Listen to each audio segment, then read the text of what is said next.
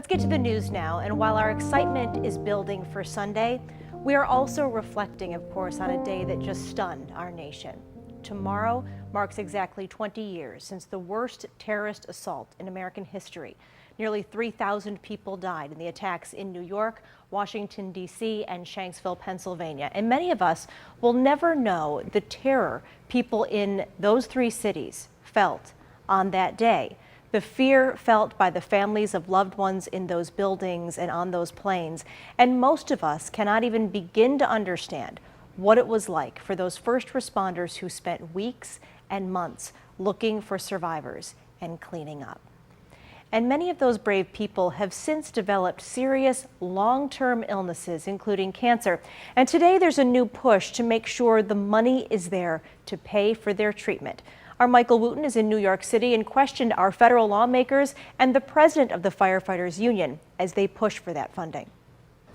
We're here at the hospital in Manhattan, right by Central Park, where the majority of 9/11 first responders have come over the years to be treated for illnesses linked to their service at the World Trade Center site. Remember, people came from all over the country in the weeks and months following the terror attacks, and that includes Western New York. We talked with now State Senator Pat Gallivan. He was sheriff of Erie County back then and led a contingent of law enforcement here to New York City. It was incredible. People step up all the time.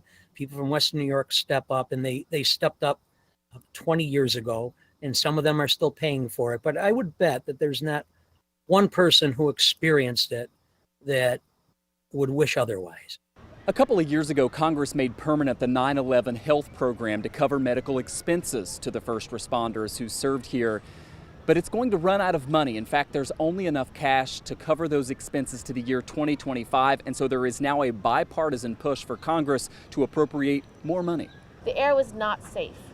It was crushed metal and glass and electronics and building materials. It was a toxic sludge that is now affecting people, and people are losing their lives. The United States of America was attacked 20 years ago, except it just happened to happen here. And, we're all still dealing with it. And as they mentioned, there is a resident in almost every single congressional district that's suffering from a 9/11 related illness. We have to take care of them. Hopefully we will get it funded in the reconciliation bill, which will be passing soon in Congress. Don't stand in the way. We can get this done if you don't try to block it. You don't have to get out there with a brass band, although we wish you would.